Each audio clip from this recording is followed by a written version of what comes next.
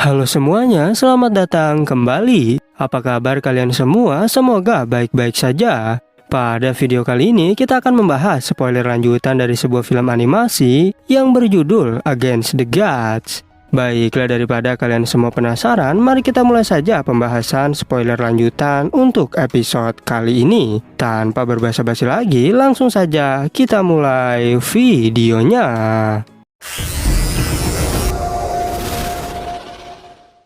Cerita ini berlanjut, kita diperlihatkan murid wanita dan dua temannya yang menantang Yunce. Bahkan wanita itu berkata, jika aku hanya menggunakan 50% kekuatanku, yang membuat Yunce memberikan simbol 3 jari kepada mereka. Wanita itu menganggap jika Yunce ingin dirinya menggunakan 30% saja. Tapi Yunce menjelaskan bahwa kalian bertiga majulah sekaligus. Sehingga ia menjadi kesal karena orang lemah sepertimu berani menghina kami. Tanpa berbasa-basi, Yunce mulai mengeluarkan pedang Hong-Er, yang dimana auranya saja justru membuat mereka mulai ketakutan. Apalagi Yunce bertanya, apakah kau yakin mau menghadapiku sendirian atau bertiga sekaligus? Dikarenakan tak punya pilihan lain, mereka pun berniat untuk maju bertiga saja. Oleh karena itu, mereka mulai menggabungkan kekuatannya. Namun ternyata serangan dari mereka dapat dihalau dengan sangat mudah.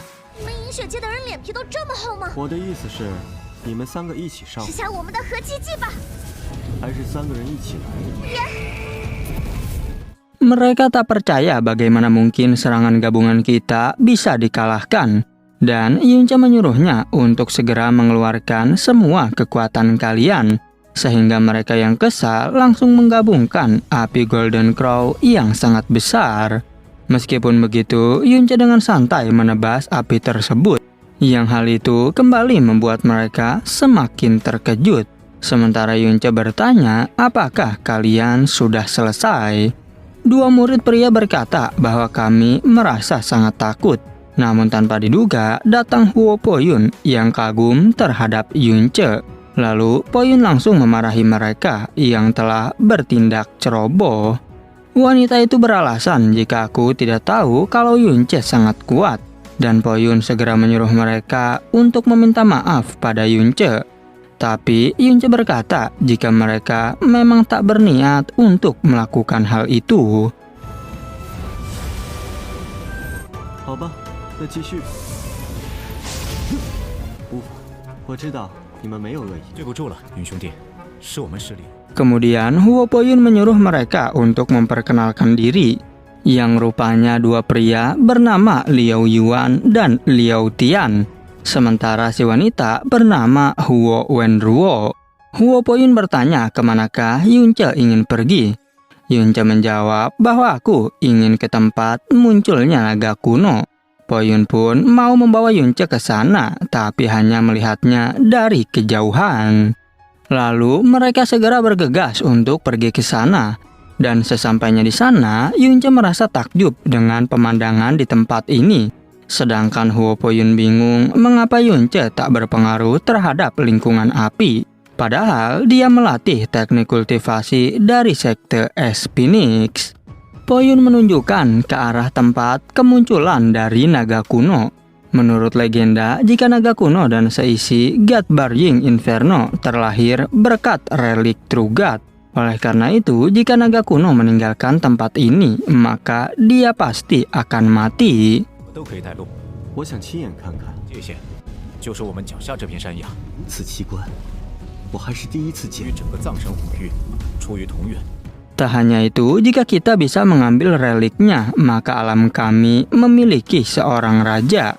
Tapi sayangnya, relik itu berada di bagian terdalam dari God Barying Inferno, sehingga tak ada yang tahu pasti benar atau tidaknya. Secara tiba-tiba, Huo Poyun terkejut karena Huo Ye sedang sekarat. Oleh karena itu, ia pun menuju ke sana yang diikuti oleh Yunce. Sementara di sana terlihat tetua Ruli yang khawatir terhadap anaknya tersebut.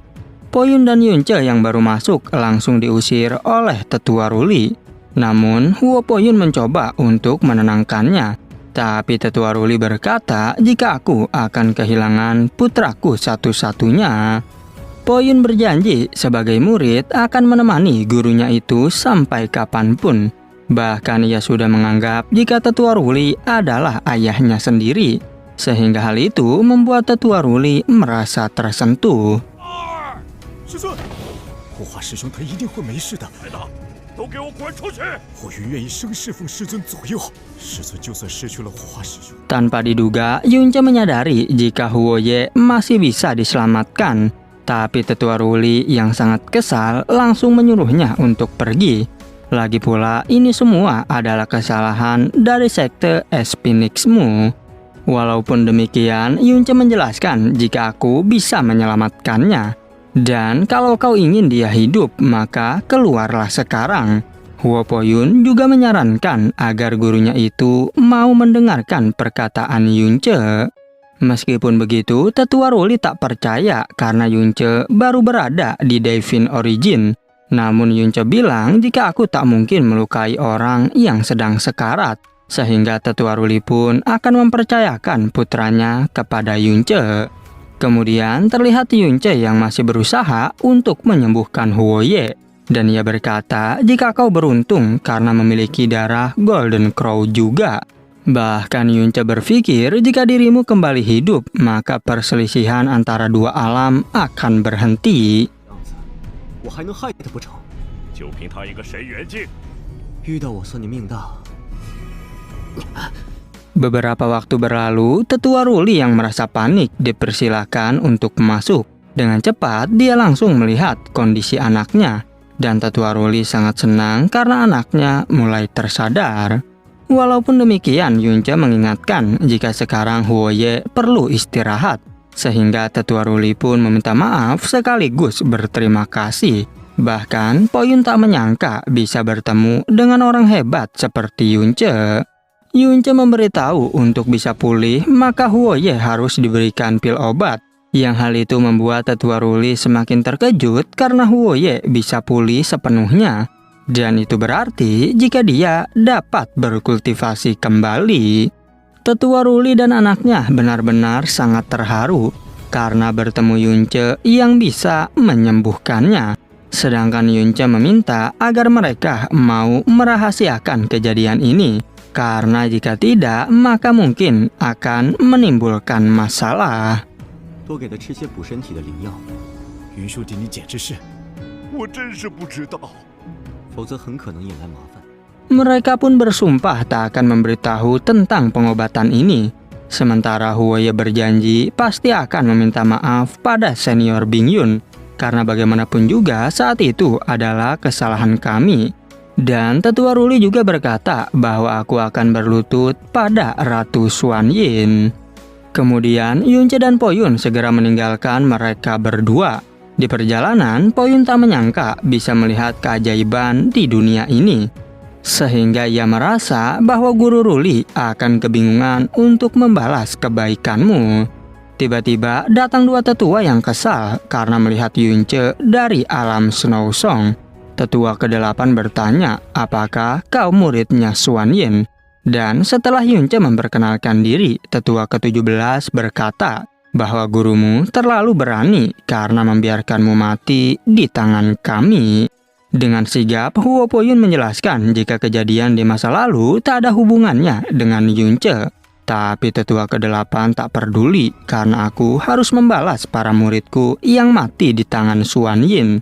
Namun, Yunce mengingatkan jika kedatanganku ke sini adalah undangan dari master sekte kalian. Sehingga lebih baik jagalah ucapanmu tersebut. 我们为了他好不容易收的传人，在下云彻，见过二位前辈。与云兄弟无关，而且云兄弟刚刚还我们为了他好不容易收的传人。 Tetua ke-8 sangat kesal karena Yunce berani membalas ucapannya. Dan ia mengingatkan agar kau lebih baik berlutut dan meminta maaf demi gurumu. Karena mungkin aku bisa mengampuni nyawamu. Yunce berkata jika 3 master sekte kalian saja tak berani di hadapan guruku. Apalagi kalian yang tak pantas berbicara omong kosong tentangnya. Bahkan Poyun yang merasa Yunce terlalu berani segera mengajaknya untuk pergi. Meskipun begitu, Yunce menambahkan jika kalian tak pantas menyalahkanku, yang hal itu justru membuat tetua ke-8 semakin marah. Sampai-sampai Poyun disingkirkan oleh tetua tersebut. Tapi ketika mereka hendak baku hantam, tiba-tiba muncul Ratu Xuanyin, yang hal itu seketika membuat semua orang jadi terkejut.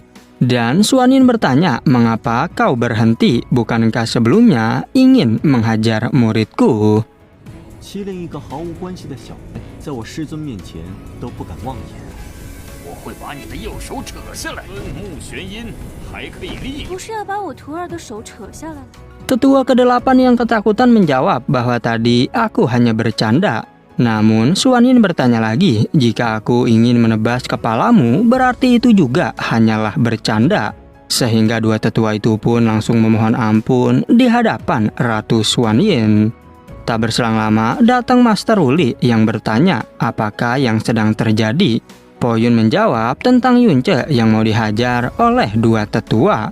Sehingga Master Wuli yang kesal langsung menghajar mereka. Ruli berkata bahwa Yunce dan gurunya adalah tamu terhormat yang sudah susah payah diundang ke sini. Sedangkan semua orang kembali terkejut karena Master Wuli menjadi sangat marah seperti itu. Bahkan dirinya mengusir dua tetua untuk pergi dari sana. Master Wuli segera meminta maaf kepada Ratu Xuanyin. Sedangkan Ratu Xuanyin bertanya apakah maksud semua ini.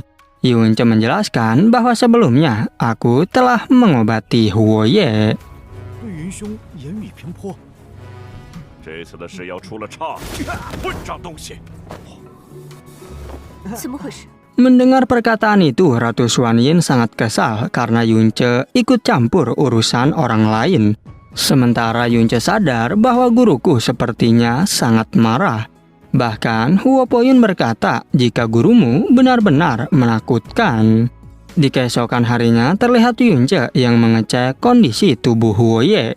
Dan ia memberitahu jika sekarang Huoye telah sembuh sepenuhnya. Bahkan Huoye sangat berterima kasih atas bantuan Yunce tersebut. Tak hanya itu, Master Wuli juga bertanya apakah ada hal yang kau inginkan. Tapi Yunce menjawab kalau bisa lebih baik kau tak dendam lagi pada guruku. Sedangkan di sisi lain terlihat Xuanyin yang merasa jika Yunce terlalu bodoh. Tanpa diduga, Ratu Xuanyin langsung menghancurkan batu transmisi suara. Sementara Master Wuli mendapat kabar jika naga kuno telah muncul. Dan ketika Yunce mau mengabarkan gurunya, Master Wuli pun memberitahu bahwa orang yang pertama kali menemukan naga tersebut adalah gurumu, sehingga kau tak perlu mengabarkannya lagi. 你想要什么？直接说。才能遇到云兄弟这样的贵人。晚辈只求宗主不再忌怨我师尊应。当是第一个发现囚笼的人。终于出来了。 Master Wuli menjelaskan jika gurumu pasti sudah menghancurkan batu transmisi suara, karena ketika bertarung dirinya harus fokus menghadapi naga kuno. Jika terganggu sedikit saja karena pesan suara, maka akibatnya bisa fatal. Shin berpindah ke Master Wancang yang telah berkumpul. Hal itu membuat Yunce bertanya mengapa semua orang berkumpul di sini. Yang rupanya mereka ingin menonton pertarungan menggunakan proyeksi spiritual. Yunce terkejut karena Master Wancang bisa memproyeksikan dari kedalaman God Burying Inferno. Tapi Poyun memberitahu bahwa kami memiliki garis keturunan Vermilion Beard. Sehingga semakin kuat maka semakin jauh juga proyeksinya. Yunce merasa khawatir dengan keselamatan gurunya. Namun Master Wuli berkata bahwa gurumu pasti akan berhasil. Sedangkan di sana Ratu Xuanyin akhirnya berhadapan dengan naga kuno. 能影响的范围也会随之增强，气势越强，投引越远。 影像投影过来，这次一定会成功的。 Naga kuno yang baru muncul memancarkan kekuatan yang luar biasa. Bahkan ia berkata jika aku akan mengirimmu ke neraka. Tapi Xuanyin tak peduli dan mulai melancarkan serangan. Dengan cepat naga kuno berhasil dibuat membeku olehnya. Yang hal itu membuat semua orang terkejut karena Xuan Yin sangatlah kuat. Namun rupanya naga kuno masih dapat menghancurkan es tersebut.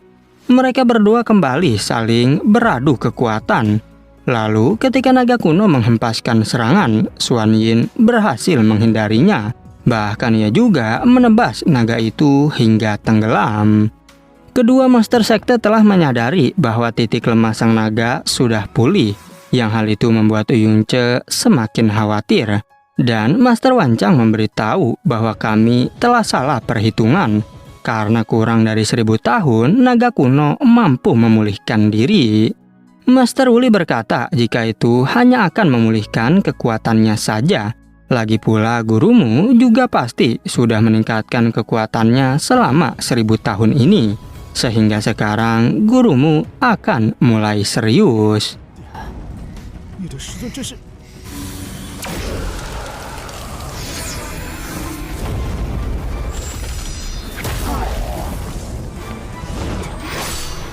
Dan pada akhirnya spoiler untuk episode 94 pun bersambung.